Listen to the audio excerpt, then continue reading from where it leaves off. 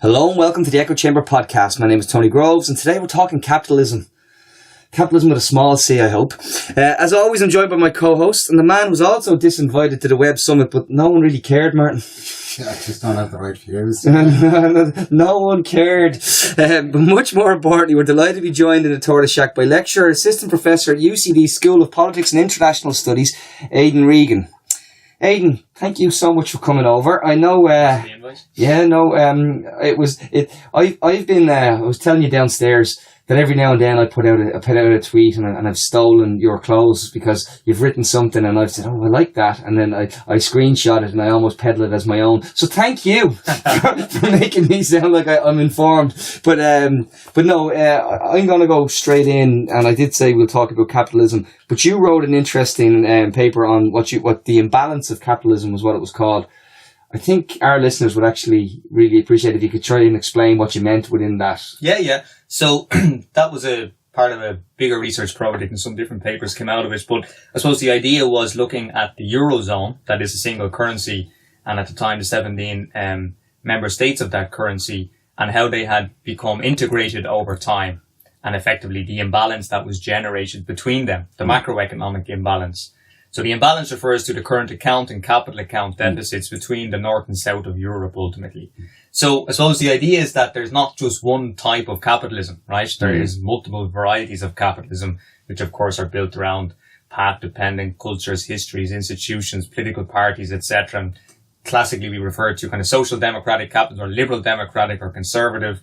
But the imbalance of capitalism that I was referring to there was more about the north and south of Europe. Basically the core and the periphery, and the extent to which basically the periphery of the Eurozone had effectively imported lots of cheap capital from the north, ran up large current account deficits, had a domestic demand boom, and ultimately the north continued to export. So the question is it possible for these different varieties of capitalism to coexist together within the context of increased monetary integration? And of course, empirically, the answer is increasingly well, no, actually. And that raises really difficult political and normative questions, which is, well, then why would countries like Greece, for example, continue to abide or stick with a single currency that's ultimately undermining their domestic growth model? Now, the costs of leaving the euro, of course, are so big that it's understandable why politically it's very difficult to even have that conversation.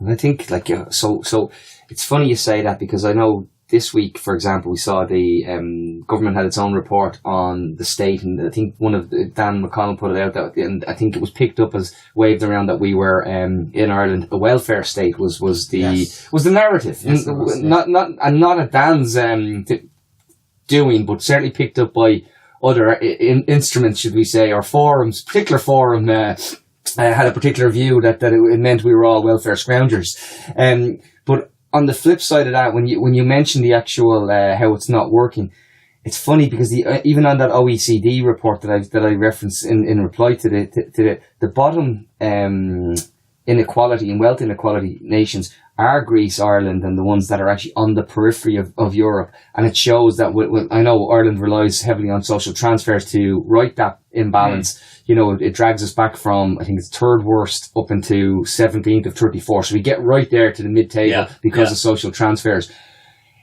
And that goes back to, again, you were saying different types of capitalism.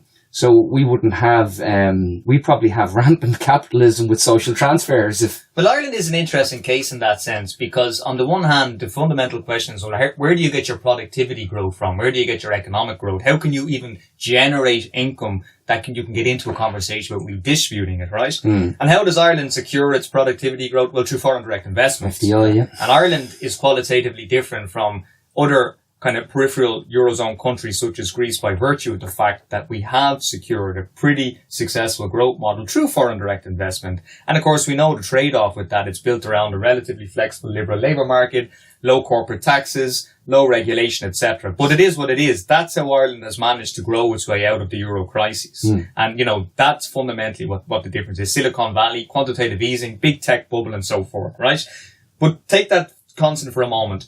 Then you have kind of the economic pie is growing. Yeah. And it is fair to say, and it is true, and I don't think it's necessarily a negative, I don't think it is a negative thing, but it's often presented as a negative thing, that the Irish state therefore actively intervenes, taxes at a certain percentage, and redistributes income downwards, right? And as you said, Ireland's kind of overall income inequality measured through, the 50-40-10 split or through the Gini coefficient means that market incomes, right? That is, when you walk into the market, income is highly unequally distributed. One of the most unequally distributed incomes in the OECD, which begs the question, why? Why is the labour market so unequal in that sense?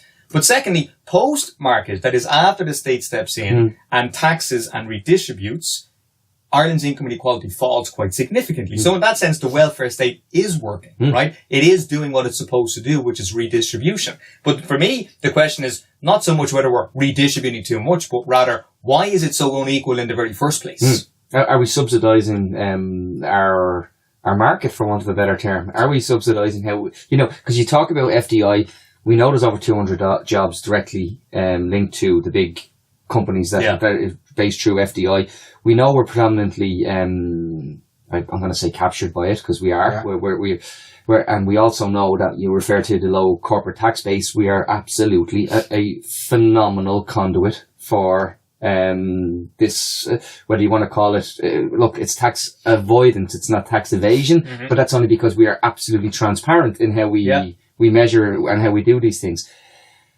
But is there longevity in that? Yeah, I mean, I think there's a growing recognition. I think it's even fair to say there's a growing recognition within policymakers amongst the state, but in fairness, there has been for quite some time, that an industrial policy that's fundamentally built around low corporate taxes to attract US investment in particular, is fine for a short period of time. And the argument could be made, well, in the 70s and 80s, we were a peripheral country of the Eurozone, of the European single market. We didn't have a strong export base. We're a small country. The only way a small open economy can pay its way in international markets is to grow its exports. We don't have strong domestic industry or domestic enterprises. So let's bring some over. Let's basically bring over capital, because we don't have capital in the country. We're historically a poor country and all that stuff. But it's 2018, right? Can we still continue with that narrative? I don't think so. Because it means something that we don't talk about in Ireland is the following. Our capitalist class, for want of a better term, are not domestically domiciled. That's right. Which means that they don't have a real vested interest in the country. Which means that they don't really have a vested interest in using that capital to make serious public investments, right? Or serious capital investments. And hence the classic story of privately rich, publicly poor. I mean, our capitalist class are still based in Silicon Valley, right? And yes, they have subsidiaries of their kind of firms set up here, and it generates employment and it kickstarts domestic demand. But that to me is a big trade-off. In fairness though, Enterprise Ireland is, according to many people, the biggest venture capital fund, not just in Ireland, but in the European single market. They actively use state funding to sponsor, to kind of invest in domestic enterprises. Why you don't have that kind of scale is a big question. But no, the short answer is I don't think in 2018 going forward, this high dependence on foreign direct investment is really politically or economically sustainable, particularly in light of what's coming down the tracks in the European Monetary Union with fiscal harmonisation and so forth. The CCCCC. And the Common Consolidated Corporate Tax Base and so forth, which Ireland has clearly said it's going to veto. But, Ireland's big brother, Britain, is gone now, so they don't have somebody behind them anymore, and that's going to make a big difference. And that is a real threat, because even if we do go on the veto, that does not stop individual countries like France and Germany already taking steps to agree amongst themselves the steps that will rule out transfer pricing, for example. Exactly. So we are facing these. Was it Pascal Dunn who said that? Was it Brian Hayes who said it's the only reason they would seek to leave the EU? Yeah. The only reason. They said it was a red line issue. Yeah. And it was a red line. Like, for example, we've been through effectively a decade of, austerity and pretty significant fiscal adjustment. We could talk all day about the 2008-10 period, 2012-14, but ultimately you're talking about taking out 20% of national income. Pretty significant adjustment, right? Now, during that whole period of time, Ireland's red line issue was don't go after our corporate tax. It was never don't go after income taxes, don't cut wages, don't underinvest in your public services, don't invest in your capital infrastructure. It's like, no, don't go after our multinationals. It was funny, And so, we've never really had a mature public conversation about the trade-off that's involved in that. In Europe, they talk about it all the time. I lived in Germany, I lived in Italy, I lived in the Netherlands, spent a lot of time in Spain, and the question you always get is, how can you justify what you're doing with your corporate tax base. How can you justify your corporate tax rate and letting the biggest multinational in the world, Apple, for example, to not pay any tax on the sales of its profits within the single market, etc., and continue to have 40-50% income taxes plus underinvestment in certain public services? We don't talk about it, but other Europeans talk about it. I put it up yesterday that Ireland is one of the three main beneficiaries from what is in effect of 200 billion euro of corporate tax avoidance on an annual basis. Yeah. And there's ourselves, Luxembourg, and is it Malta perhaps that is a third, and we're one of the main beneficiaries. And when you actually look across, there's a lovely chart where it shows how the average earnings on these companies, it's plateaus across your Germany, your France, but in Ireland it is astronomical. I think it's a multiple of 8 in terms of profitability per, say, employee. Yeah. Which is, so it's a lot of profit for But for all those reasons, right? For all those reasons, it's understandable, right? If you're just looking at it from an objective point of view, it's understandable, therefore, why Irish political parties, the state, etc., so aggressively defend that, because they have effectively been creaming the rent off that for so long. And like any rent-seeking public policy, whether it's oil, whether it's your tech investment, you're dependent on that. And that dependence creates a certain political culture that's very hard to get out of. We had Dr. Aidan Regan in here last week, and she was telling us that during the austerity period, that she examined the Independent and the Irish Times, and it was an echo chamber for austerity. It simply was. Facts and figures are there to show that anything that diverged from selling us austerity as the only solution just wasn't heard. Yeah. And it's interesting you mentioned that, because there's actually an article just published in the American Political Science Review, which is the top leading journal for political science research globally, by Lucy Barnes and Tim Hicks, who published a piece based on an experiment plus survey data, very lot of good empirical research, showing that actually the media does have a role to play in how they frame these debates, and how the media frames the question of austerity and fiscal policy has a big impact on political and social attitudes towards that. And they were using Britain as a case study in particular, but I think it's not a stretch to say the inference could also apply to Ireland. So yes, I think that is quite true. And it doesn't hugely surprise me. So when the Fourth Estate isn't the one asking the questions, is it then left to people like yourself to ask the questions? Yeah, I think so. I mean, it's, as an academic, as a social scientist, you of course are given the autonomy to ask these difficult questions. Now, I've published quite a bit on Ireland's economic recovery and the determinants of that. That research has been picked up, right, in the Financial Times, the Wall Street Journal, Italian newspapers, French newspapers, Euro News, German newspapers, Dutch newspapers, Danish newspapers. I've never once been asked about that from a single Irish newspaper.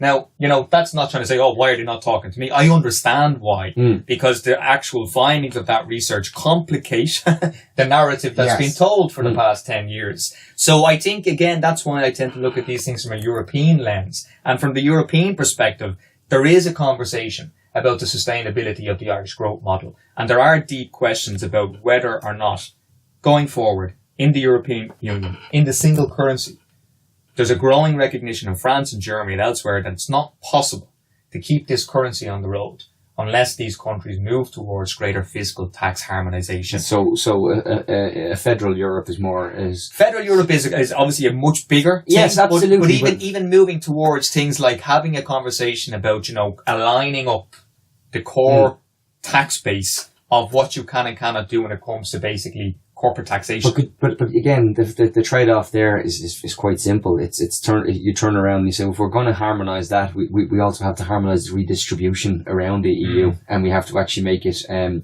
back to Yanis Varoufakis's thing where he said one of the first things he'd do if he was handed the reins if someone said you've got 24 hours to do something, one of the first things he said he would do was he'd centralise say social welfare payments across the EU.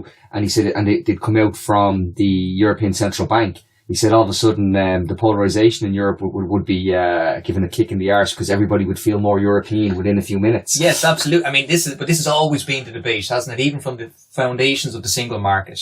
I mean, if you look at the speeches, the statements, the analyses at the time, whether it's going right back even to Jean Monnet, going forward then to say Jacques Delors and others, right? They always made the case that, look, you need to have what we now call a social Europe to complement the single market. Because with the single market, you're going to have winners and losers. Because the single market is all about aggressive capitalism ultimately, and allowing companies to expand their markets, to sell and buy to each other and so forth. And from my perspective, that has been a good thing, right? The aggregate size of the economic pie has improved, and overall kind of economic welfare has got better. But there are winners and losers to that. And everybody accepted that up until, on the trade-off that, look, the nation state, the governments, they dealt with redistribution. Ireland is free to tax and spend as it wants. France is free to tax and spend as it wants. They're allowed to have their own welfare states and so forth. But after the Euro crisis and after 2009-10, with the Troika, where there's direct active intervention in fiscal policy, that trade-off is gone now. And that doesn't, so when people like Yanis Varoufakis basically, he's saying, he's looking at it from the Greek perspective. Saying, listen, you guys promised us something here and we haven't got it. So, but the more difficult political electoral question is, why would German voters agree to redistributing upwards to the European Union? Does the EU have the legitimacy to tax and spend? Because we all know, unless the EU, it's like at 1% of national income in the broader 28, soon to be 27 member states of the EU, that's what their budget is, 1% of the overall economic pie. In most nation states, it's between 35 and 50%. So the EU doesn't have any fiscal capacity. It doesn't have any strategic capacity to tax or spend or redistribute or to make those investments in healthcare, education, roads and so forth. Infrastructure, That's all a domestic policy. But I think going forward, is it possible to have the single market? Is it possible to have the euro, the single currency, without some sort of tax and spend capacity at the European level? And that's funny because I don't think in the Future of Europe paper with the Jean-Claude Juncker one, the recent, where they had to have all the town hall meetings all across the EU to talk about the future of Europe, there was no mention of, as you call it, social Europe. It was all, the markets obviously featured very heavily. They were predominant. Even PESCO managed to make its way into every single scenario, and a form of increasing military spending and the like. But to go back to, I know you've written a lot on austerity and how it's changed discourse and how we've actually seen the imbalance. I know I took the note and I said it to you. We talked about capitalism, and I'm referring to capitalism now as a zombie ideology. That it's been a zombie ideology for the last decade. And some people just haven't realised it yet. Yeah. I mean, even The Economist had a piece. I mean, if you read The Economist and you read the Financial Times, which are two, liberal elite news sources, even they've come around to that viewpoint at this stage. They would argue that capitalism is clearly not working. And because when you have an oligarchy that effectively is capturing the rents, and when you have unproductive investment and you have basically rent-seeking capital predominating, plus massive monopolies over the market, it's very difficult to use that word capitalism, equal free market, to describe empirically what's going on. So actually existing capitalism is all about rent-seeking now. And therefore, in fairness to the Financial Times, like, they're consistent in their liberal viewpoint. They don't want to call that rent-seeking capitalism. So that is a big debate. I think we're seeing a big qualitative transformation, concentration of wealth gains, concentration of ownership, increased inequality. Okay, it varies quite a bit by country, but wealth inequality, which you mentioned at the beginning, is the big one now. I saw a very funny one on, they were talking about how in the 2018 elections of Congress and the Senate in the US coming up in November, that they were going to have to think big about, and they said, because they're always scared that they'll come across too lefty. But one of the big ideas was actually, in effect, what they're calling it something else, but it's actually children's allowance. And I nearly joked and said, that was your big pitch. Why don't we give each child in America, they said, $3,000 would go to each child, which would lift 50% of children out of childhood poverty. And you just think, wow, and that's considered communist. I know, and I've said this quite a few times on Twitter, and I repeat it because it's the truth. Wealth doesn't trickle down like water. It rises to the top like cream. And I mean, you'd be hard pressed to find an economist these days as well to admit that there's such thing as trickle down economics. I mean, that's an ideology that has been used politically to defend a certain approach to organising. Is still used here. Rising tide lifts all boats is the other variation. Well, look, we know the statistics don't back it up, because we know, first and foremost, okay, Romania, I think, is the fastest growing economy in Europe at the moment. But if we put it in the context of the EU monetary union and all, Ireland has consistently for the last 2 or 3 years been the first, second or third fastest growing economy. We also have more people at work than ever in the history of the state, and we had the highest tax take in the history of the state already. And yet, I heard Peter McVerry talk about at the height of the Celtic Tiger, he said there was about 1,000 people homeless. And now we've more than 10,000, let's tell the truth. Whatever way they cut the figures to keep under that, I don't know what the obsession is with keeping it under 10,000. That's a reporting glitch, but that's where we are. Yeah, and I mean, this, again, back to this kind of, we've had a decade, like it's 2018. 2007, there was an election. Fianna Fáil romped home again, right? They formed a coalition with the Progressive Democrats and the Greens. Then comes into 2008, and there was a realization that actually the economy was built on sand, and we just had a massive house price boom, fed by cheap credit coming from the European intermoney market through the domestic banks, putting that into the domestic mortgage market and all the rest. That collapsed, right? I was barely involved. Right. The government steps in, right, guarantees the bad debt of the banks, markets panic, we're out of the markets, we're handing cap to the Troika, the IMF, European Commission, ECB. Right, so we had then 10 years effectively of pretty significant adjustment.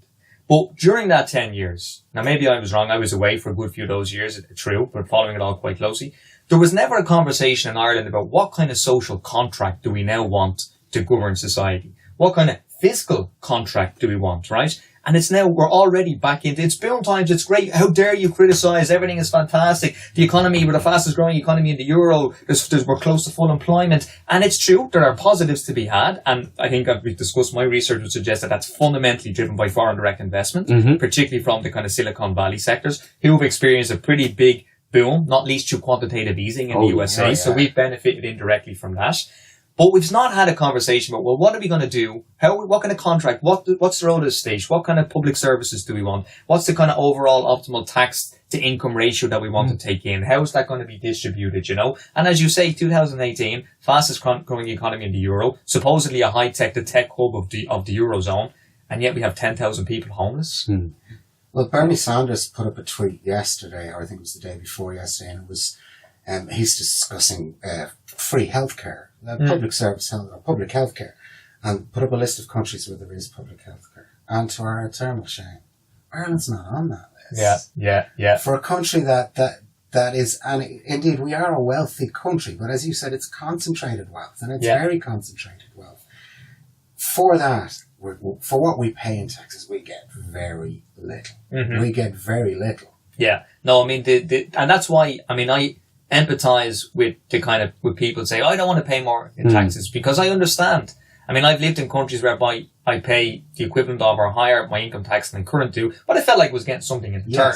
I felt like I was getting something back for that. When people feel that there's an unfairness there, that they're paying into the pot, but they're not taking out of the pot, and they feel like they're contributing into the pot, but somebody else is taking out of the pot, that's a recipe for real social dislocation. And, there's loads of research on this, on welfare chauvinism, and you've seen it in reaction to that case with Margaret Cash during the week. And again, it's easy to dismiss the kind of I mean, it's an awful scenario, but I think it gets back to that point. People feel like they're paying a lot, but they're not getting anything in return.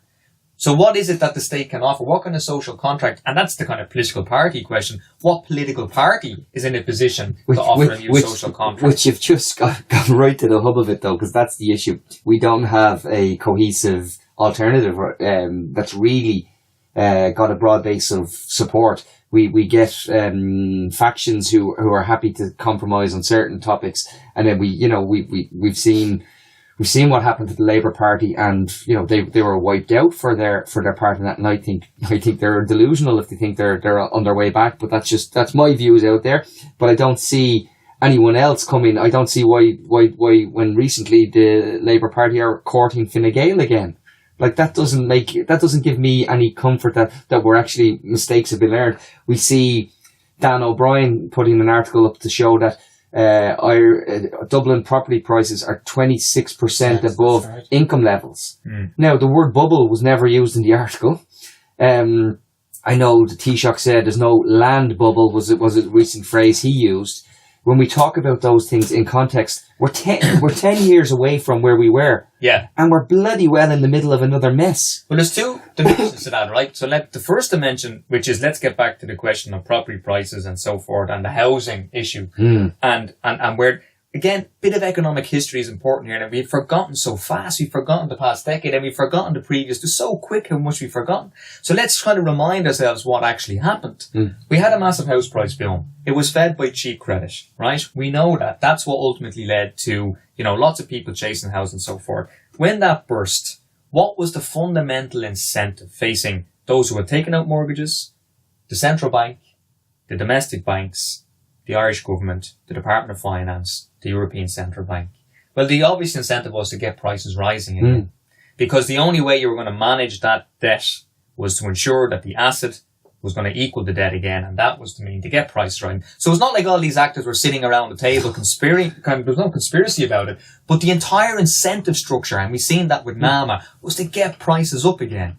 Jump forward 10 years and prices are up again and growing and growing and growing. But there's so many people who have an interest in making sure that continues. The question is, where is the breaking point, At what point do more people, have less of an interest in seeing those prices rise? And you see that in the rental market, and you see that in the homeless market. But to me, the most obvious thing, and this is the second point, which is taxation, because we've never had a serious conversation about wealth taxes, land taxes, property taxes, domestic charges, all that stuff has to be back on the table. Because there's an obvious and easy way to push all those derelict and empty houses, piece of land. There's cows grazing on the M50. There's no shortage of land. There's no shortage of greenfield sites, brownfield sites. How do you force, firstly, a lot of that into the market? The most obvious thing is to introduce a land site value tax. And there's a consensus, I think, even amongst academics, social scientists, economists, that that's a step in the right direction. It won't solve all the problem, but it's at least a step in the right direction. But to go back at that, the government will say, "Oh, we've done that, but it's not going to come due until 2021.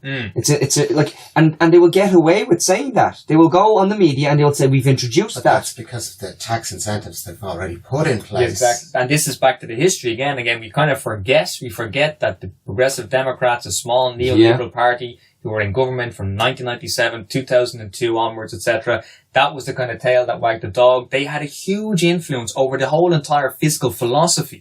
They had a huge influence over the philosophy of taxation within the country and within government and within the Department of Finance. That philosophy is still there, right? That philosophy hasn't gone away. Now the question is, where's the alternative philosophy?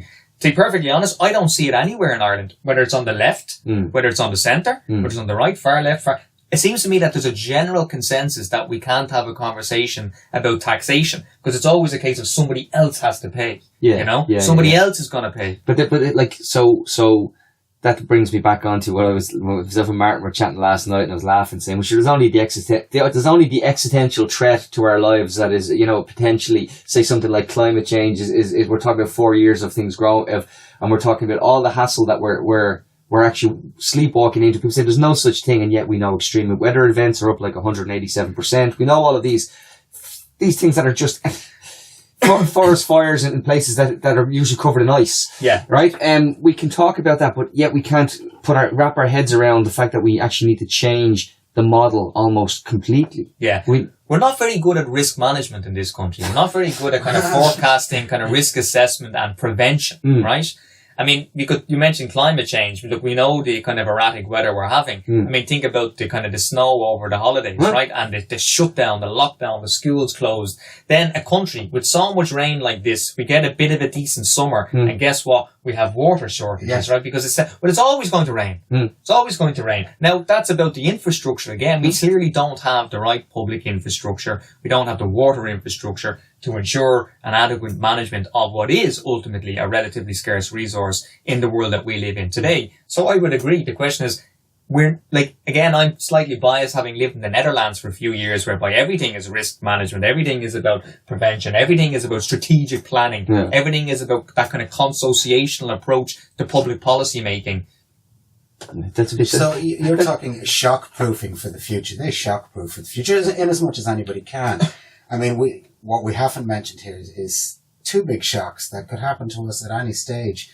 Our GDP, if one of the multinationals here decides to pull out, that could seriously screw our GDP. And also Brexit is just sitting there on the doorstep ready to devastate this country. I mean, that has to build into the models that you've looked at. That has to affect what's going to come down the road for us. Yeah, I mean, the world is uncertain. You know, we can assess through probabilities, but we can't fully predict the future. And if you work from the assumption that the future is uncertain and we live in an uncertain world, then, you know, you think more about prevention. You're quite right. Any economy that basically relies, I think, what was it, a figure came out there recently from the Central Statistics Office or Department, whereby 6 multinationals effectively constitute 80% of the corporate income tax rate. Yeah. I mean, that is an extraordinary concentration on dependence. That is a dependent market economy. As you say, use the word captured again. Capture if you want. If one of those happens to decide to leave Ireland, or if there's a shock, exogenous shock internationally to trade, we don't know what's going to happen. I mean, look, and we'll come back to this point again about, I think there's awareness that capitalism is not working for the people, hence the rise of nationalism. Right now, I don't like that term populism, because what we're witnessing across the European Union and elsewhere is a rise of kind of far-right nativist, right? But actually, if you look economically at what a lot of these actors are saying, take Hungary, I'm doing research on Eastern and Central Europe at the moment, right? They all have an argument, like Viktor Orban, etc. You look at his economic policies, and it's all about kind of put Hungary first, etc. Good investment, bad investment, use the state to direct the allocation of capital, tax finance to ensure that there's adequate public resources within the society for future investment. Poland is talking about setting up a company, a kind of electric car company. So it's all about using the levers of the state from a national perspective to work against, ultimately, the workings of global capital. So where's the left in that conversation? Right? Maybe Jeremy Corbyn perhaps is the only one that's in that space. But that's, I think, all these dynamics are interconnected. So we are dependent on these companies for sure. Brexit, I mean, is the obvious one, right? Brexit is, I think a lot of people, and probably myself included, are just kind of hoping that sense prevails and Britain ends up in some variant of a customs union, ideally a single market. Because, you know, at this stage, I don't think the European Union would want Britain in the European Union, right? So this idea that Britain are going to not leave the EU, I don't think is a serious conversation. The question is, are they going to remain in the single market? Or are they going to remain in the customs union? If they don't, well, guess what? The agri-food business in Ireland, the public domestic industry, is going to get such a shock. Irish businesses, as opposed to the US multinationals, as opposed to the international sectors, are hugely dependent on the British market. Hugely dependent. And that's one of our core, as you say, domestic markets outside of you take the FDI out. Our big. Well, the only thing we don't. Our own indigenous manufacturing is agriculture, and it comes from agriculture. And if you're not manufacturing something, you're not in the game. You're just simply not in the game. Yeah. So if you take that section out, we are entirely dependent. On the MNC sector. Yeah. But there's a couple of things you were saying about taking shocks out of the market. So you can start to take the shocks out of the market in, say, housing.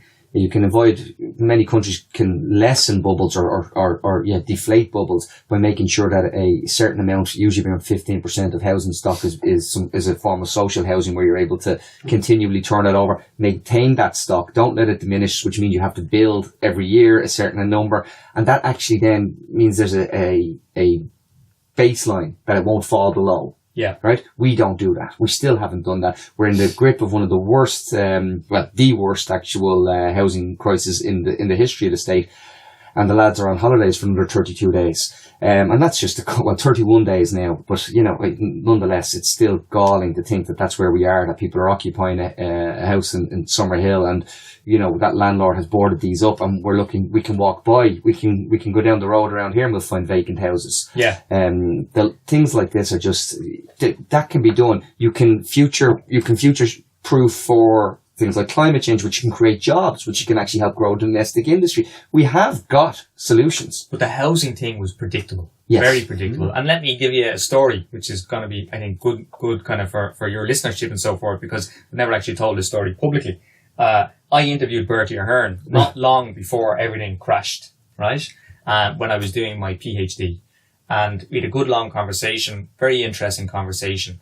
And we got onto the question of housing. Yeah. And I had asked him at the time, you know, were you getting any information, whether it was from the departments or whether it was from the multinationals or whether it's from the employer association, etc., that there was a kind of major issue around housing? He said, listen, we've got none, that wasn't coming through. He was saying the information we were getting was that actually Dublin does not have enough houses. He was saying we were being told in 2007 that we just didn't have enough houses, and actually we needed to plan for more housing in Dublin.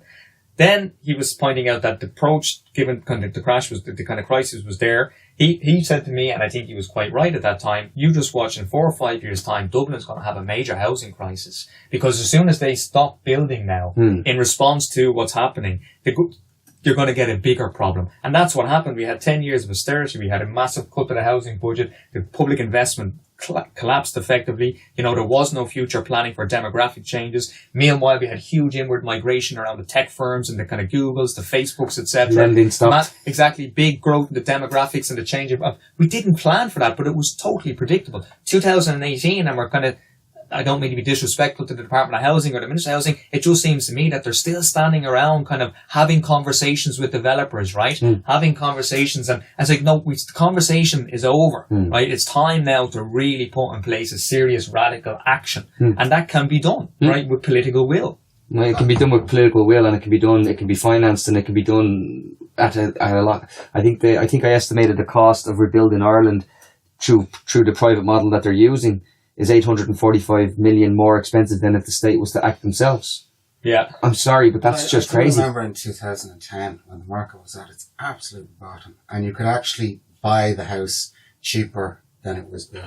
Yeah. And I remember saying at the time, now is the time to buy. Yeah. Now's the time to buy a house, your social stock. Yeah. Just buy. You're going to get it so cheap. Yeah. Yeah. There was no... I mean, I'm just an asshole on Twitter, and if I had that foresight, there has to be somebody somewhere within the government that had the same. That doesn't suit. You got to remember, you're looking at the actual bricks and mortar, whereas they're looking at the asset class and the quality of that. Even if you're looking at it politically, you need that guy his house to be worth more because you need him to feel better. You need him to think that you're the guy you're the party that got them out of the mess. So all of those things will contribute, and ultimately. Well, it seems to me that we're very much, free credit aside, but we're almost back where we were with Fianna Fáil. And it's like, you can't teach them new tricks. It's all the same old tricks. And they've used the same old trick to pull the economy up. Yeah. But it's smoke and mirrors. Yeah. It can go again. I anticipate that a lot of pressure will come on the central bank to loosen the regulations around the capacity to borrow again. I anticipate pressure will come on the central bank, you know, to kind of change the loan to value ratios, etc., and to encourage kind of more basically bank lending. And, you know, that will bring us back to where we were previously, which is, if, for example, think about it right now when there's huge demand, low supply. If all of a sudden the central bank loosened, right, you would have a massive surge again in house prices. So in that sense, you know, what's happening, the house price boom, the massive house price inflation that's taking place at the moment is not a bubble in the sense it's not credit driven, right? But the government were in a position and are still in a position to effectively borrow on international markets for nothing, for free. Literally, they can get the money for nothing. The bank, they're giving, European Central Bank is giving private banks money for nothing. They're actually paying a negative interest rates in some cases. Even they have admitted now that it's an emergency, so it then falls within the parameters of stuff you can actually borrow for without breaking any rules within the EU. Precisely, and if you were given the incentive to borrow for a house at 0% interest, you'd probably go for it. You know, I think mortgage owners out there are paying an average, as we know, the highest interest rates double in the EU average, 3.2, 3.4%. Compound that over 30 years, that's a lot of money. I mean, we're paying the banks a lot of money to borrow at relatively high interest rates. So let's just assume for a second that the state can borrow and can create some sort of statistical technique to have an off-balance sheet, public investment. If they want, they can work with the European Investment Bank. There's lots of SPVs you can do. There's lots of exactly, and we know they did it effectively. So you can use these account techniques. But then the question is, where would they build? How would they do it? Who would do the building, etc.? And this is where the issue with social housing comes in, because I know there's a lot of people on Twitter and social media build social housing, but then you talk to them and say, well, listen, would you happy to have social housing in front of you? Oh, well, no, not for me. We can build somewhere else. It's back to that. Everybody wants somebody else to be taxed. Same with social housing. Everybody wants social housing, but not in front of them or not next door to them. So there is a deeper cultural question that's difficult that I think the minister and the department get that. They know that it's not easy to just build social housing without getting a pretty popular reaction against them by the electorate. I think now. Well, and particularly their own electorate. Exactly. 36%. I mean, if you were to build 10,000 social houses in Ranelagh, I don't think Owen Murphy would get re-elected. Yeah. And I think there, and I'm conscious of time. I know you've another appointment to make, so I think I'll bring it to a close from my point of view. There's two arguments there, and we have to understand both. We need to understand that we can fix these things, but we need to have an open conversation in public about the social contract. Because if we can't agree that the greater good is served by, say, a public house building policy, or something like future proofing things for other shocks and stuff like that, well then we're just doomed to repeat the mistakes that we're going. And if we can't have that conversation, we can't drag it out into the daylight and look at some of the ugly cultural reasons why we won't have that conversation, the NIMBYism and things like that. And we need to have that on a broader conversation. I would add one more point to that as well. What we have is about the local governance structure. Now, we all know the issue around water charges and reaction against that, etc. I mean, but it just seems to me, empirically as a social scientist, looking at this comparatively, there's not a single country that ever managed to establish social democracy without having some sort of robust tax and spend capacity at the local level. And that usually takes place through some sort of household charge, which often includes public utilities. That conversation is difficult to have in Ireland because on the left and the right, there's a general kind of, I would say, anti-tax discourse, right, for different reasons and to different constituencies. But you can't change that conversation with local government until you have a conversation with tax and spend, much like at the European level. Yeah. Thank you very much for coming in. I love that conversation. Thanks for having me. That is an interesting conversation. It's not something that gets aired often. I'm not as optimistic as you about Wales, because the guys who made the big money out of the crash were the guys who bet on everything going absolutely bad. The ones Are we still on here? No. Yeah, they're the ones who I'd have bet on. Yeah, so I think it's going to get way worse. You think so? Yeah. Oh yeah, absolutely. Well, look, on Martin's pessimism, I'm going to go with Aidan. I think we can get through this mess, and I think we can actually get out of it with some of our shirts left on our backs, if less hair, Martin. Yeah. Yeah. Thanks so much for coming in. Cheers, lads. Thanks for having me. Guys, thanks for listening. We have got a Patreon account up and running. We're very grateful for the people who have come on board. I would appreciate if you share the news, because you know what, guys, it's great to hear other voices. It's great to get your feedback, and we really appreciate you. Take care. Bye bye.